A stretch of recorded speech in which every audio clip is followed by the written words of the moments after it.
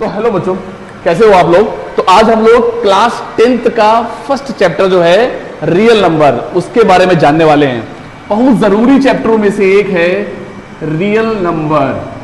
तो बेटा real number तो आप लोग ने सुना भी होगा, जानते भी होंगे, लेकिन आज बहुत अच्छे तरीके से पता करते हैं रियल नंबर क्या होता है। तो रियल नंबर क्या है?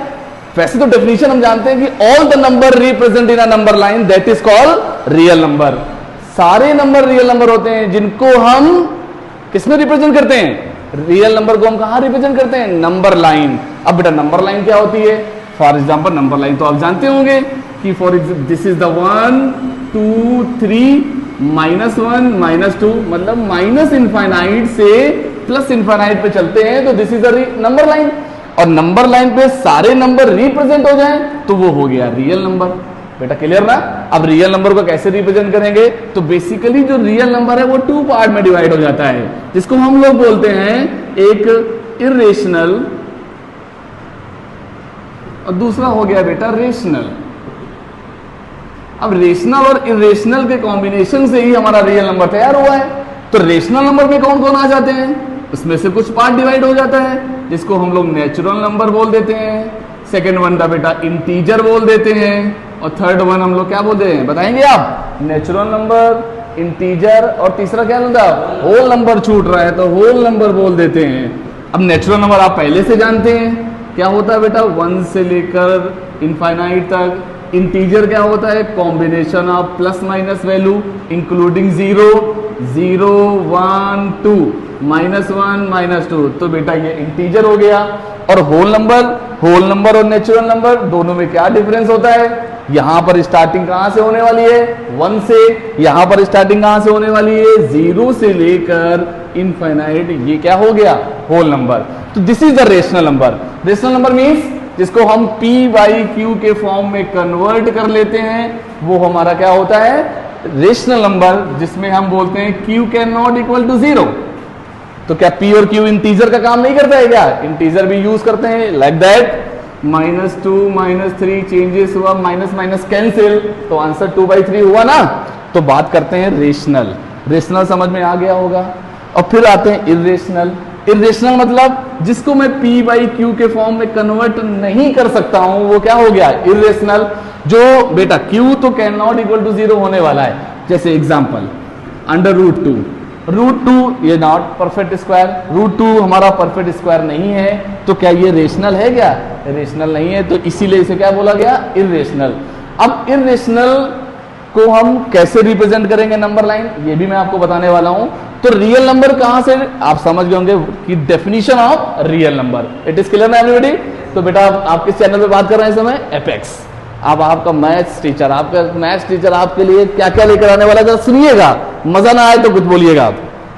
आपने बहुत बार बोला होगा, बहुत बार सुना होगा कि फैक्टर और मल्टीपल, इन दोनों में बेटा डिफरेंस क्या होता है? फैक्टर का मतलब क्या होता है? मल्टीपल सब लोग बोलते हैं सर एक ही बात है, ऐसा नहीं है। इसका बहुत हिंदी में मतलब समझो। जो नंबर किसी को डिवाइड कर दे, जो नंबर किसी को डिवाइड कर दे, उसे क्या बोला जाता है? फैक्टर। और मल्टीपल क्या होता है? मल्टीपल क्या होता है? उसके मल्टीपल में जितनी वैल्यूज आ जाए। एग्जांपल मैंने बेटा 8 लिखा, 8 को कौन कौन डिवाइड कर रहा है? देखिएगा जरा, 1 से डिवाइड हो रहा है। 1 8 को डिवाइड कर रहा है, तो 1 इस समय क्या है इसका? फैक्टर।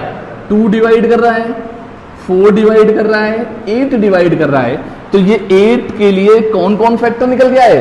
1 2 4 8। और हम मल्टीपल की बात करते हैं। मल्टीपल मतलब क्या हुआ? फॉर एग्जांपल मैंने 8 लिखा, तो एक यहां पर बात है जो उसको डिवाइड कर दे, और ये क्या होता है? उसके मल्टीपल में आ जाए, मतलब 8 16 24। तो that is the difference between of the factor and multiple. तो चैप्टर में हम लोगों ने क्या क्या समझ लिया है? रियल नंबर की डेफिनेशन और ये फैक्टर और मल्टीपल क्या होते हैं। तो बेटा क्लास 10th में रियल नंबर में पढ़ना क्या क्या है, क्या क्या कवर करना है, जरा सुनिएगा। तो हमारा फर्स्ट टॉपिक क्या क्या होने वाला है? तो रियल नंबर में हम लोग क्या क्या कवर करेंगे, सुनिएगा जरा। नंबर 1, सबसे पहले नंबर्स पता होने चाहिए कि कौन कौन से नंबर्स होते हैं। Natural number, whole number, prime number, coprime number, next one composite number, rational number, और नेक्स्ट हो गया बेटा इरेशनल नंबर। तो ये सारे नंबर्स की जानकारी होनी चाहिए। द सेकेंड टॉपिक इज हमको एलसीएम एंड एचसीएफ आना चाहिए। LCM and HCF is the most important topic.